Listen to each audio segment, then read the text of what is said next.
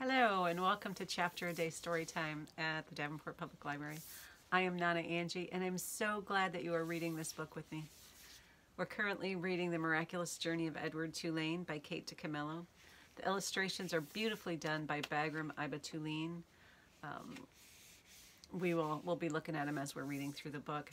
This book was published by Candlewick Publishers and they have granted us permissions to read this book together. Now we're on chapter 8, so a lot has happened so far. We know that Edward is a 3-foot tall China rabbit. He lived with a family, Abilene Tulane are his family, and they decided to go on a sea cruise. Now during the sea cruise, do you remember he fell overboard? Or rather, he got thrown overboard, and then he fell to the bottom of the sea, and then finally, after, I don't remember, 247 days or some craziness, a fisherman caught him and brought him up to the top brought him into his boat. And so that's where we left off. The fisherman is bringing Edward home. Here's the picture. Chapter 8. Isn't that beautiful? I just love that picture of the fisherman. Okay, chapter 8. On land, the old fisherman stopped to light a pipe, and then, with the pipe clenched between his teeth, he walked home, carrying Edward atop his left shoulder as if he were a conquering hero. The fisherman balanced him there, placing a calloused hand at Edward's back. He talked to him in a soft, low voice as they walked. "You'll like Nellie, you will," said the old man. "She's had her sadness, but she's an all right girl." Edward looked at the small town blanketed in dusk. A jumble of buildings huddled together, the ocean stretching out in front of it all. And he thought that he would like anything and anybody that was not at the bottom of the sea. "Hello, Lawrence," called a woman from the front of a shop. "What have you got?"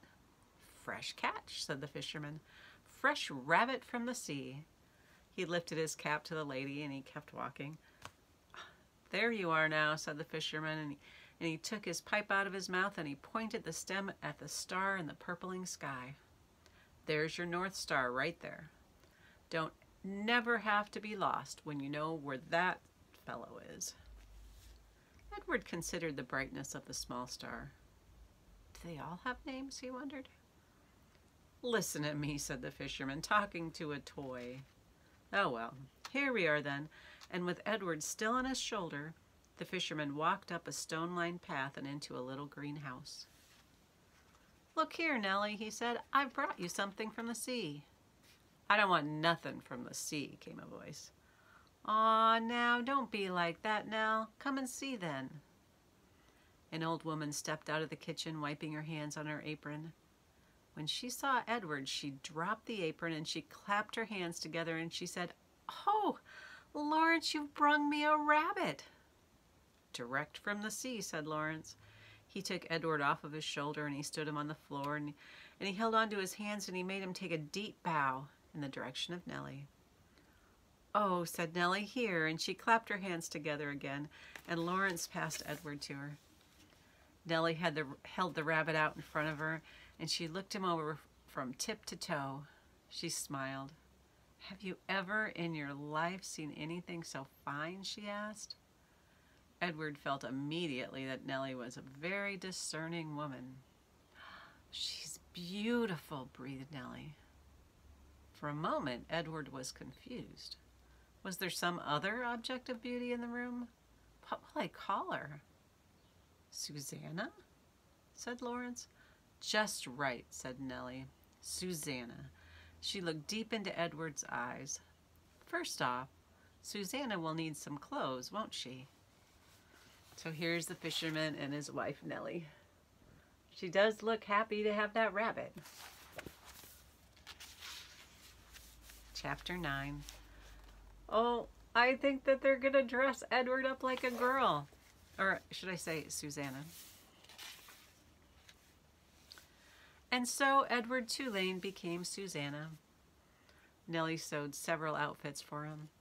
A pink dress with ruffles for special occasions, a simple shift fashioned out of a flower-covered cloth for everyday use, and a long white gown made of cotton for Edward to sleep in.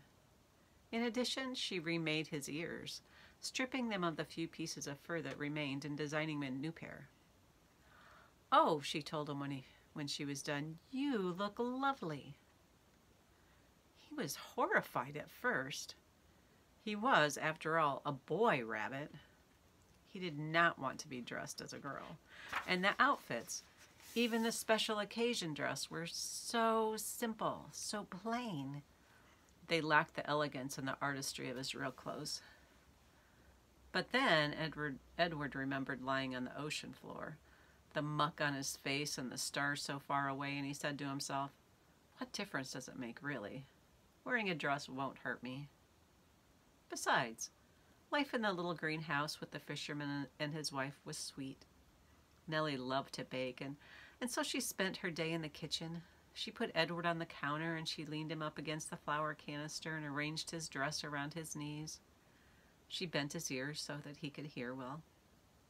And then she set to work, kneading dough for bread and rolling out dough for cookies and pies. The kitchen soon filled with the smell of baking bread and with the sweet smells of cinnamon and sugar and cloves. The windows steamed up, and while Nellie worked, she talked. She told Edward about her children, her daughter Lolly, who was a secretary, and her boys, Ralph, who was in the army, and Raymond, who had died of pneumonia when he was only 5 years old. "He drowned inside of himself," said Nellie. "It is a horrible, terrible thing, the worst thing, to watch somebody you love die right in front of you and not be able to do nothing about it. I dream about him most nights." Nellie wiped at her tears with the back of her hands, and she smiled at Edward. "I suppose you think I'm daft, talking to a toy, but it seems to me that you are listening, Susanna."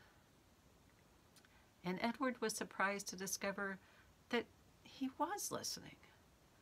Before, when Abilene talked to him, everything had seemed so boring, so pointless. But now the stories Nellie told struck him as the most important thing in the world, and he listened as if his life depended on what she said. It made him wonder if some of the muck from the ocean had gotten inside his china head and damaged him somehow. In the evening, Lawrence came home from the sea, and there was dinner, and Edward sat at the table with the fisherman and his wife. He sat in an old wooden high chair, and while at first he was mortified, a high chair after all, a chair designed for babies, was not elegant for rabbits. He soon became used to it.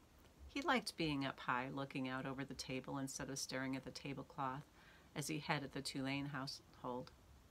He liked feeling like a part of things. Every night after dinner, Lawrence said that he thought he would go out and get some fresh air, and that maybe Susanna would like to come. He placed Edward on his shoulder, as he had that first night when he walked him through town, bringing him home to Nellie. They went outside, and Lawrence lit his pipe and held Edward there on his shoulder, and if the night was clear, Lawrence said the names of the constellations one at a time: Andromeda, Pegasus, pointing at them with the stem of his pipe.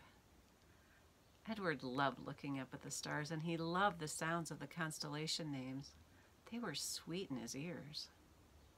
Sometimes, though, staring up at the night sky, Edward remembered Pellegrina, saw again her dark and glowing eyes, and a chill would go through him.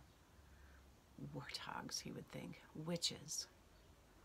But Nellie, before she put him to bed each night, sang Edward a lullaby, a song about a mockingbird that did not sing in a diamond ring that would not shine, and the sound of Nellie's voice soothed the rabbit, and he forgot all about Pellegrina.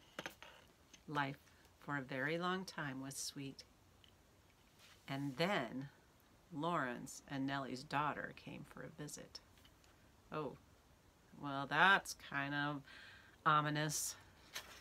I wonder if Nellie's daughter is going to be a trial for Edward. So what do you think? Is Edward happier? Is he happier now with the fisherman and his wife, or was he happier in the Tulane household? And do you think he will ever get back? We'll have to wait until next week to see what happens with with Lawrence and Nellie's daughter. Thank you for stopping in.